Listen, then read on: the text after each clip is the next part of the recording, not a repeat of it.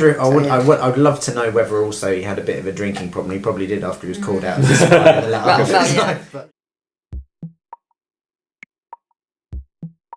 Right, okay, so I've got a chart that Sue gave me. All I know is it's some bloke who was born in 1907. That's literally all I know. So, this is probably going to be a little bit incoherent, because normally one takes around a couple of days to prepare a chart, not 20 minutes, but okay. Right, that said, disclaimer aside.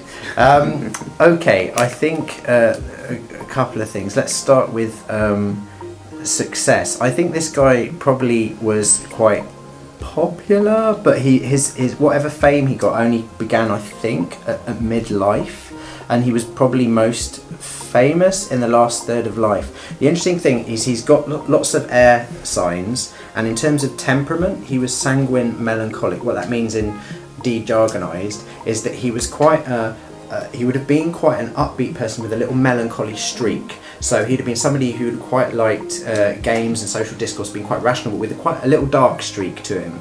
And in his ruler of his chart is Saturn retrograde in Pisces, so he might have been a square Pluto. That often means he's subject to a lot of sort of hidden paranoias and stuff like that, even though he would have been quite a extrovert person. And I think he might also have been somebody who, even though I think he probably ended up being quite famous and successful, he probably didn't actually like that fame that much himself. He was somebody who might have partly had an aversion to or rejected that fame, possibly. I don't know, but very rational, humane, well-spoken, apparently, possibly a little bit sharp or biting at times because he had a Mercury-Mars square. All right, but what else have we got? Also, I've got an interesting thing here is he had Mars conjunct the South Node in the 12th house. The 12th house is the house of secret enemies. Mars rules men. Mars also rules the 9th and 2nd houses in the chart, which could mean money or foreigners. And anyway, the way I interpreted that is he could have had problems with money, particularly spending money, overseas trips, very driven, but his ambition and drive in some way contributed to his self-undoing, and that possibly men or close advisors could have been secret enemies to him in some way in his lifetime. But that was, I don't know how that turned out for him. The other thing that was interesting, I noticed that I mentioned it already, but the ruling planet Saturn, retrograde in Pisces, squaring Pluto on his 5th cusp. I think that suggests there could have been some sort of taboo or sort of stuff to do with either his sex life or kids, or I don't know, but there's some sort of compulsive behaviour stuff. And he also had the North Node and Neptune in Cancer in the 6th house, so I think he might have had some sort of addiction type issue at some point. I don't know how that may have played out, but he would have been, I think, very successful. I'm going to take a punt and say, if I can find where I've written it down, that his success may have been to do with, if I even wrote this down, I think his will may have taken him towards sort of something to do with property or I don't know, it says somehow to do with other people's money, and that there's, in some way he may have become more famous as a result of his death or after his death. And I think this is somebody who may have had some problems juggling his love life or his relationship life with his fame, because Venus is close to the Sun and being burnt up by the Sun a little bit. But somebody who I think in his lifetime might have been very popular, but towards from the middle of his life onwards and the last third of his life particularly. I don't know. Right, that's all I kind of gleaned. Okay. All right. This is very. You've got a lot of those things actually. You know, he did become.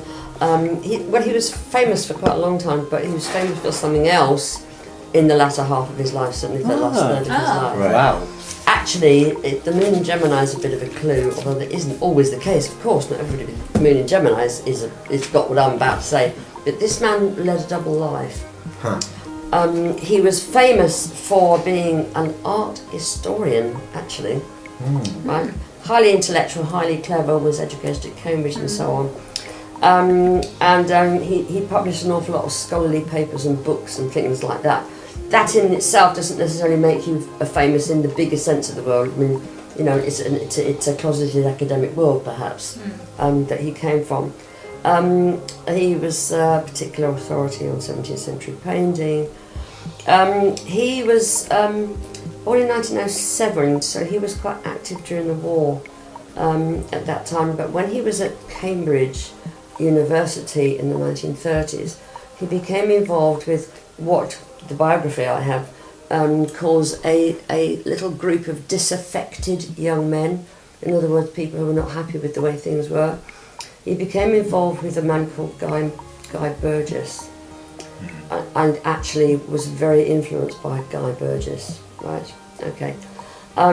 He became involved in espionage, and actually his other life was that he was a Soviet. He was a spy for the Soviets. His name was Anthony Blunt.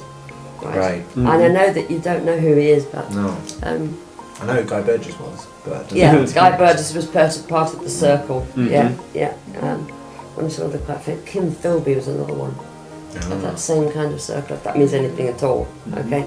He was actually very, very respected within his field for his historical work, for his art appreciation of our artists. So the bit about the love life being fucked up because was he a gay man and recruited on those lines? To be honest with you, I don't have that information. Burgess was. That's how Burgess was recruited, because he was gay. So they kind of. I don't know whether that was true with him. Be the case. I haven't got the Wikipedia one. I've got a shorter biography, just as a brief biography. So I don't have much detail about his personal life. So I will look on Wikipedia and check, or you can, to check. I'm not sure about that. So okay. He became the director of the Courtauld Art Institute, which, if anybody's in that field at all, was was and is, very well thought of as an institute of art, and they have students and so on there. His past, his intelligence work, right, that he did for spying for the Soviets, right, it was actually discovered by the powers that be in 1964, and he didn't die until it must have been well into the 80s. 84 was it?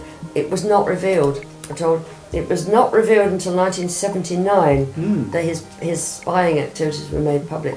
And that's what made him famous in the much larger sense. Right, okay. So he definitely, 7 years after he retired from his art historian post, so in the latter half of his life, so that was absolutely so correct. That was the kind of him disavowing his fame. Popular, maybe not so much, but the disavowing of his fame. He was popular in the academic world. Remember, for most of his working life, it was not revealed, nobody knew, it wasn't But the stuff I'd said about the Mars in the 12th house, like the problems with the money, overseas stuff, his ambition and drive were his self-undoing. Men, particularly foreign and close advisors, were his secret enemies, or the secret enemies is also to do with the espionage, when I know that history. No, I know that. Absolutely. I didn't think you would be able to guess it, actually. I mean, it's quite a difficult thing to guess. Yeah, it is. He was actually knighted for his services to art history, and when it became known in 1979 that he'd been spying for the Soviets, he Did they reverse his knighthood? Right.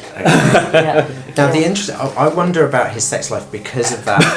Because of that Venus, as I said, being in conflict with his career, and also that Saturn Pluto, that taboo aspect to what I mentioned, maybe to do with sex or kids or something to do with boundaries or compulsive behaviours. That being a way that he may have been manipulated. Now that I know who he was.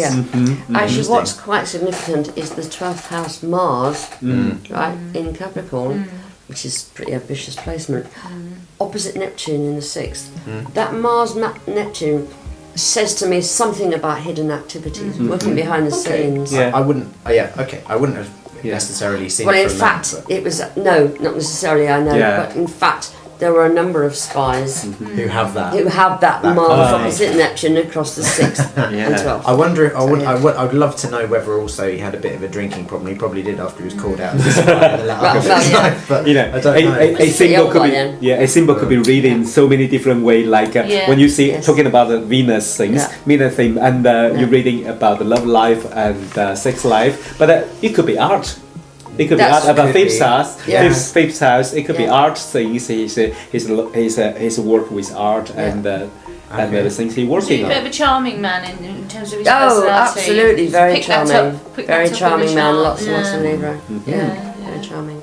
Yeah, he was. Yeah, Huh? interesting. This is a very interesting reading because I think it's not easy because if you don't know about It's not. It's kind of what scary actually Yeah. to sit down after 20 minutes and say something. Yeah. And it's like about a chart. Yeah. And it's like, I mean, so I think we did pretty well. Oh, yeah. See what you think.